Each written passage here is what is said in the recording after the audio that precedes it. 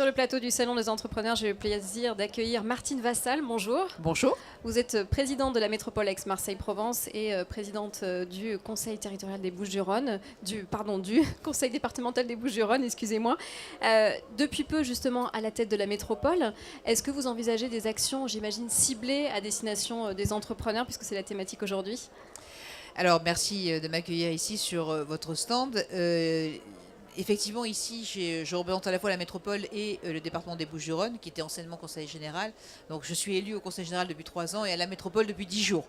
La métropole, c'est tout frais. Donc, la métropole a récupéré via la région la compétence économique. Et aujourd'hui, il y a des dispositifs qui existent. Il y en a plus d'une centaine qui existent, qui sont là pour aider justement les entreprises, les créateurs d'entreprises, sur des dispositifs qui marchent bien, comme l'aide au foncier, l'aide à la location. Mais ce que je souhaite faire, c'est un guichet unique pour simplifier la vie de l'entreprise, pour que quand une entreprise arrive sur le territoire, souhaite s'implanter, eh bien qu'elle aille à un endroit et puis qu'elle puisse ensuite avoir tous les dispositifs qui lui soient donnés, toutes les orientations qui soient données également pour trouver des salariés, parce que la difficulté, c'est d'avoir l'adéquation entre les offres et les demandes. C'est souvent ce que reprochent les entrepreneurs qui viennent s'installer ici, et c'est de trouver des gens qui puissent travailler. Ils n'ont pas le temps puisqu'ils viennent s'installer, ils viennent de démarrer, ils ont besoin que tout le monde soit en ordre de fonctionnement autour d'eux. Donc c'est ce qu'on va essayer de faire. En partenariat du coup avec le guichet unique de la région ? Tout à fait.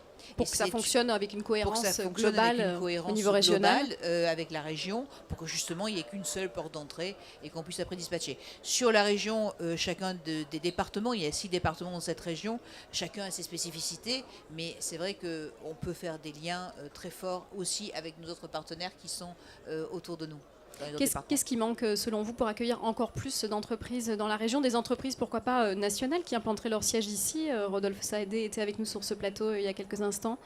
Alors au niveau de la métropole, je dirais qu'on doit faire des efforts au niveau du foncier. Ça, c'est la première des choses. Et la deuxième, c'est faire des efforts au niveau de la mobilité, parce que nous avons énormément de zones d'employabilité et d'habitabilité qui sont éloignées. Et donc, les salariés qui doivent aller d'un côté à l'autre, ça leur coûte de l'argent et c'est un peu compliqué. Un gros point noir, effectivement, notamment pour les entreprises dans la logistique. Ça leur coûte beaucoup d'argent toute la journée de passer beaucoup de temps dans les bouchons. Donc, c'est les deux éléments sur lesquels nous devons travailler, foncier, mobilité. Et vous demandez à l'État notamment de mettre la main à la poche sur cette question des transports et de la mobilité pour accélérer. Ça, c'est toujours facile de demander de tendre la main. Je pense qu'il faut revenir sur l'historique. Cette métropole, quand elle a été créée il y a 2 ans, elle a été créée avec des objectifs qui nous avaient été donnés par l'État, où l'État nous a demandé de faire des plans sur la mobilité, des plans sur l'attractivité. C'est ce que nous avons fait. Et des agendas, nous les avons remplis. Et puis, ils nous ont dit, quand vous aurez fait vos agendas, bien, vous aurez l'argent correspondant pour vous permettre d'appliquer vos politiques. Cet argent, malheureusement, il y a eu changement de gouvernement, n'est jamais venu.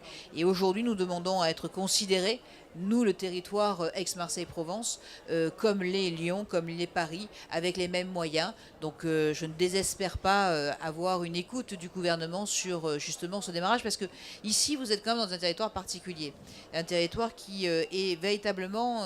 qui va jouer un rôle, qui peut jouer un rôle important sur le pourtour méditerranéen, et c'est aussi une porte d'entrée de l'Europe du Sud. Donc je pense qu'il faut investir ici, et de toute façon les collectivités territoriales, elles sont toutes favorables à ces investissements. Et qu'est-ce que vous répondez à ceux qui parfois s'inquiètent de la fusion annoncée entre le département et puis la métropole Aix-Marseille-Provence, notamment les entrepreneurs qui peuvent s'en inquiéter? Alors là, je réponds que la fusion, elle est voulue, elle a été annoncée par le président de la République, Emmanuel Macron. Donc derrière, il faut la mettre sur le papier. Ce que nous demandons, nous, les élus locaux, c'est surtout de ne pas la faire à la hussarde. C'est-à-dire de ne pas nous imposer les choses et que nous la construisions ensemble et que nous ayons un projet de convergence qui nous permette de mutualiser et d'être plus efficaces et d'avoir des résultats. On connaît votre pragmatisme, ancienne entrepreneur vous-même. J'imagine que vous avez rencontré ici peut-être des startups, des entrepreneurs. Qu'est-ce qu'ils vous disent? Est-ce qu'ils vous font part de leurs besoins? Bien, les besoins sont ce qu'on disait tout à l'heure, c'est-à-dire des besoins pour trouver des salariés concrets, des besoins pour aussi le bien vivre et le bien-être. Donc je crois que là, on est tout à fait dans les cordes des différentes institutions. Vous savez, moi je pense qu'aujourd'hui, si on veut recrédibiliser la classe politique, il faut avoir des résultats et surtout tenir ses engagements. En tout cas, c'est ce que j'ai fait depuis 3 ans à la tête du conseil départemental et je compte bien faire la même chose à la tête de la métropole. Et qu'est-ce que vous leur dites? De ne pas hésiter de taper à la porte des institutions et puis de demander, voilà, de présenter son projet, demander des fonds. C'est pas forcément évident pour les entrepreneurs, c'est pas toujours un réflexe. C'est pas un réflexe parce qu'ils n'ont pas le temps, très souvent. Mais ici, ce type de salon, justement, en collaboration avec les différentes institutions, en collaboration avec la Chambre de commerce, avec l'Union patronale, eh bien, on a différentes portes d'entrée qui permettent effectivement d'être beaucoup plus efficaces et de trouver des solutions. Merci beaucoup, Merci Martine Vassal, d'avoir été avec nous sur le plateau du Salon des entrepreneurs. Merci beaucoup. À bientôt.